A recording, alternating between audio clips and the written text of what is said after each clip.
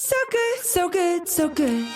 New spring arrivals are at Nordstrom Rack stores now. Get ready to save big with up to 60% off Rag & Bone, Marc Jacobs, Free People, and more. How did I not know Rack has Adidas? Because there's always something new. Join the Nordy Club to unlock exclusive discounts, shop new arrivals first, and more. Plus, buy online and pick up at your favorite Rack store for free. Great brands, great prices. That's why you Rack.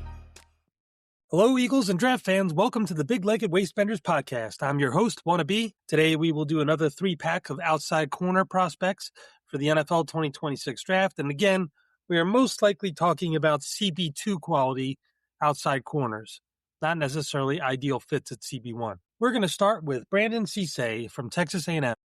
I don't have official measurements on him yet. We will get those at the combine this week. He's listed at 6 foot and roughly 190-ish.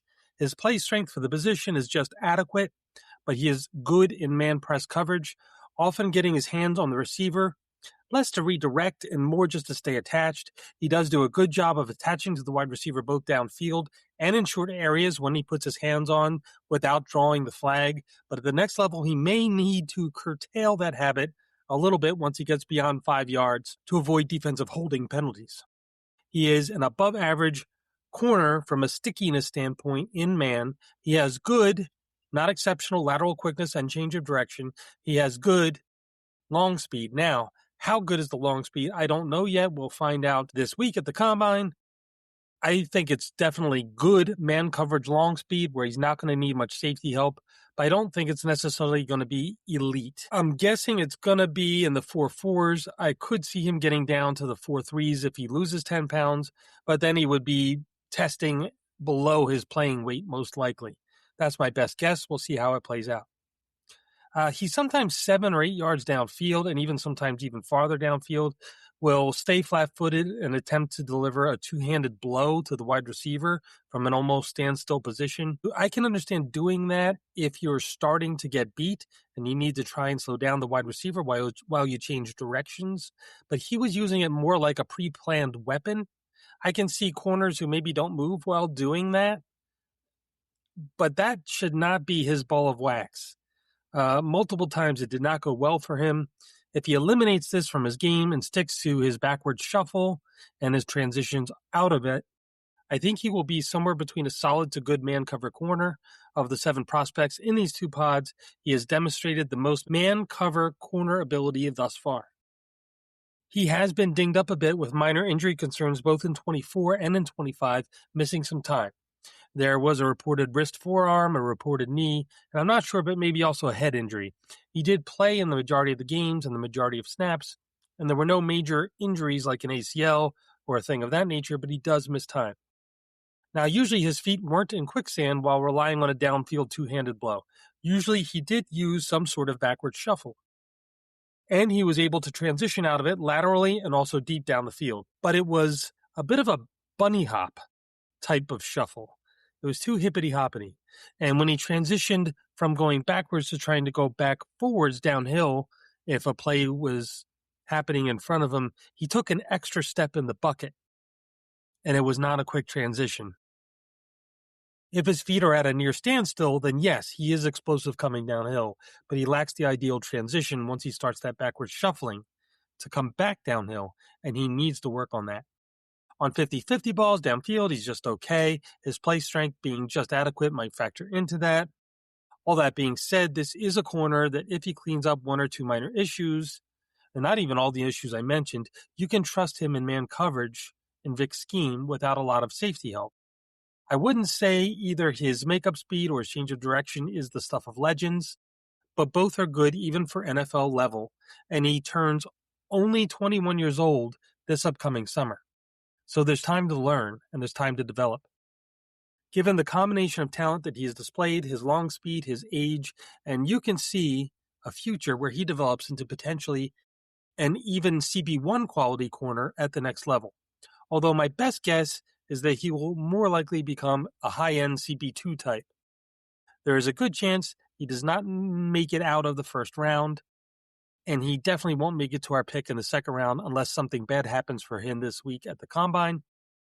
He seems like a young man with a good attitude, and I suspect he will interview well. as much as I am optimistic about his man coverage, and he is an at least half-decent scheme fit with the chance to improve, drafting him at 23 is a bit too rich for my blood, and he likely won't be there at our second pick. If I'm drafting a corner at 23, I prefer it to be somebody I'm more comfortable calling a CB1. Next up, we're going to talk about Avion Terrell from Clemson. It's unclear who will be drafted first in this draft between Terrell and Cisse. Flip a coin, it could go either way. I suspect they will be cornerbacks 3 and 4 in the draft, with Colton Hood, who I talked about on the last pod, slightly behind them as the 5th guy.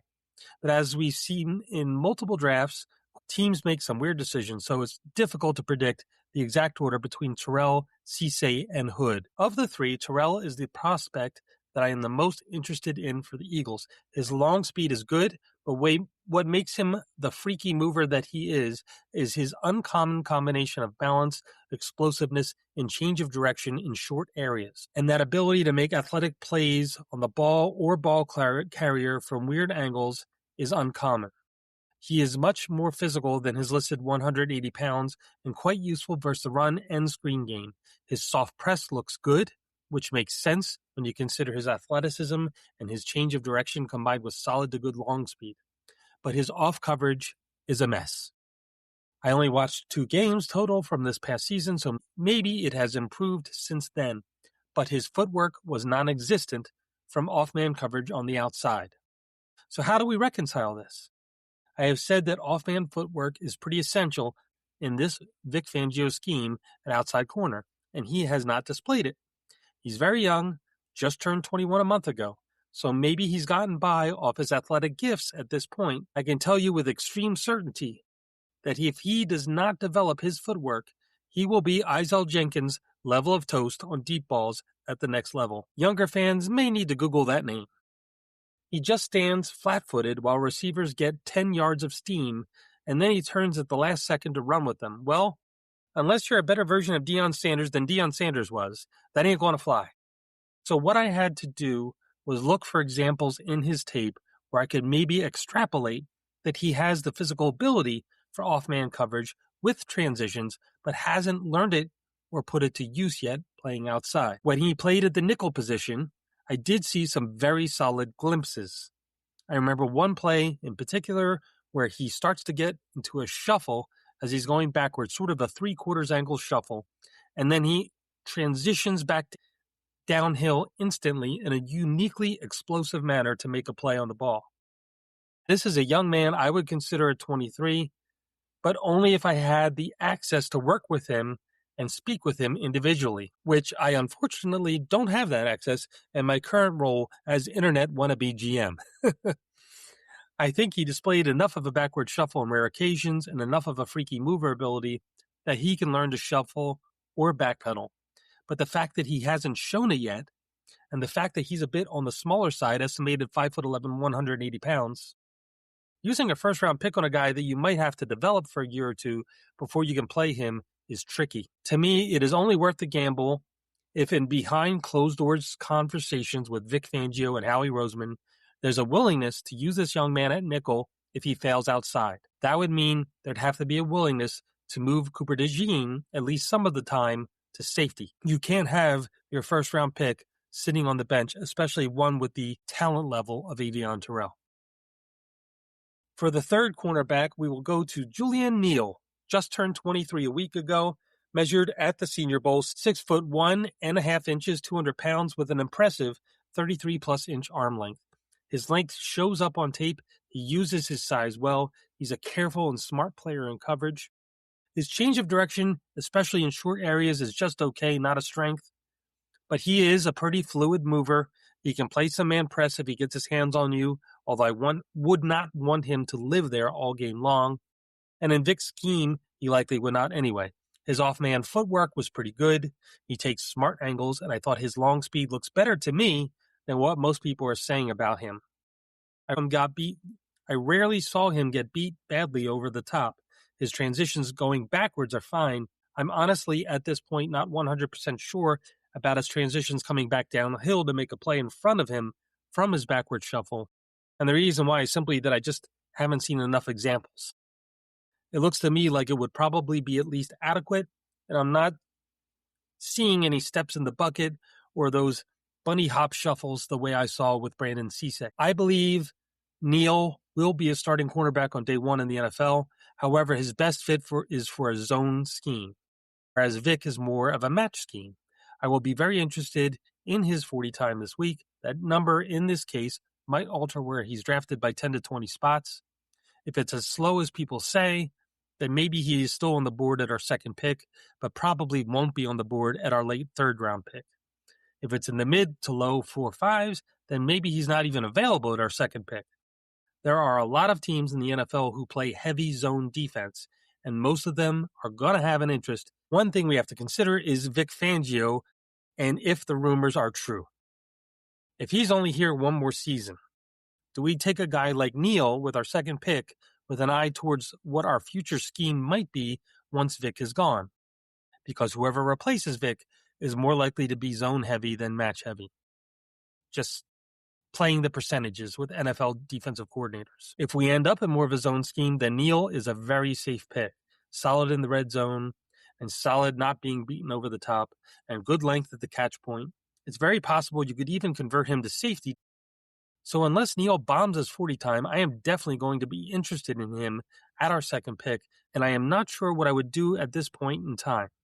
If I had to either choose Neal at our second round pick versus Domani Jackson in the third, who I spoke about in the previous pod, then I'd probably draft Domani Jackson in the third and attempt to handcuff him with a late day 3 corner as well as a vet free agent. If by some chance Neal does last to the third round, which I doubt, then the safer choice is probably to draft Neal instead of Domani. And just live with the fact that he might have a little bit less than ideal change of direction and makeup speed. His footwork is pretty polished. His length and physicality are both pretty good. And he would be playable in a Vic Fangio scheme at outside corner, most likely. So this was supposed to be a 3-pack of corners, but I'm going to talk about one fourth and final corner. And it's kind of funny how I got here. His name is Kenai Walker. He's also from Arkansas, and he's Neal's teammate. It's funny how I came to watch Kenai. I watched 2 Arkansas games thinking that I was actually watching Neal, but I was accidentally watching his teammate, Kenai. My All-22 source does not come with a little arrow showing which guy is which. Ironically, I actually liked Kenai better than Neal initially based off those 2 games. And it did not add up to me that he was only invited to the Hula Bowl and not the other more prestigious pre-draft bowl games. By the 4th game, I realized what the issue was. It's his long speed. After those first 10 yards or so, it's like his body hits a wall. And it's a shame, because out of all of these guys, he had the best back pedal and the best downhill transition out of it. And he was pretty sticky in coverage in short areas. Maybe in late day 3, if we want to grab a cover 2 corner, this is the guy. But since Vic is more of a quarters-based guy, he might not be a great fit. So to sum it all up, after these 2 cornerback 2 podcasts, Avion Terrell is the highest upside player and a legit consideration of 23, but might fail outside and have to be moved inside to nickel. Cooper DeJean to safety, half or more of the game, is not the worst thing in the world. I'm pretty sure that he'd also be good at safety. Hopefully, Terrell can be coached up by a trainer and learn the outside corner footwork. It will be a battle between Terrell, Colton Hood, and Brandon Cisse for positioning in the late first and early second round of this draft. And the NFL Combine this week will help parse that out. I am not comfortable drafting Cisse or Hood late first or early second, and I suspect neither will be there at our second pick in the 50s. Terrell definitely won't be there in the 50s. So the question I have to ask myself in my fake GM life and come to grips with is, would I draft Julian Neal in the second round if he's still available? At this point in time, I'm not sure. I lean towards no. Like Terrell, he might also have that 2-position versatility and be able to move to safety if he failed outside. So again, Eagles and Draft fans, thank you for listening to this mini podcast for CB2 options in the 2026 NFL Draft. Please check out the Eagles Film Room on the Patreon and give our 1-week free trial a try and join our Discord. And don't forget, big-legged waistbenders may not deserve our draft capital, but they do deserve our love. Go Birds! Get in the game with the college-branded Venmo debit card. Wrap your team with every tap and earn up to 5% cash back with Venmo Stash, a new rewards program from Venmo. No monthly fee, no minimum balance. Just school pride and spending power. Get in the game and sign up for the Venmo debit card at venmo.com/collegecard. The Venmo MasterCard is issued by the Bancorp Bank N.A. Select schools available. Venmo Stash terms and exclusions apply at venmo.me/stash terms. Max $100 cash back per month. When you want your spring break to feel like... and your kids' pool day to feel like... and your hotel bed to feel like... ooh, and room service to feel like... because at Hilton, hospitality feels like... Your cabana's ready. Would you like fresh towels? It matters where you stay. Book now at Hilton.com. Hilton, for the stay. This episode is brought to you by Nespresso. Introducing Virtuo Up, the latest in a long line of innovation from Nespresso. It's innovation you can touch, sense, and taste in every single cup. With a 3-second start, easy open lever, and dedicated brew over ice button, it's even easier to enjoy your coffee your way. Sip for yourself. Shop Virtuo Up exclusively at Nespresso.com. It's tax season, and at LifeLock, we know you're tired of numbers. But here's a big one you need to hear. Billions. That's the amount of money in refunds the IRS has flagged for possible identity fraud. Now here's another big number. 100 million. That's how many data points LifeLock monitors every second. If your identity is stolen, we'll fix it guaranteed. One last big number. Save up to 40% your first year. Visit LifeLock.com/podcast for the threats you can't control. Terms apply. This week, the PGA Tour's best players go primetime with TGL presented by SoFi. In doubleheader action, Atlanta Drive takes on both Boston Common Golf and Los Angeles Golf Club. Plus, 2 primetime matchups on Tuesday. Keep up, it's golf. Tune in Monday and Tuesday at 5 p.m. and 9 p.m. Eastern only on ESPN, ESPN2, and the ESPN app.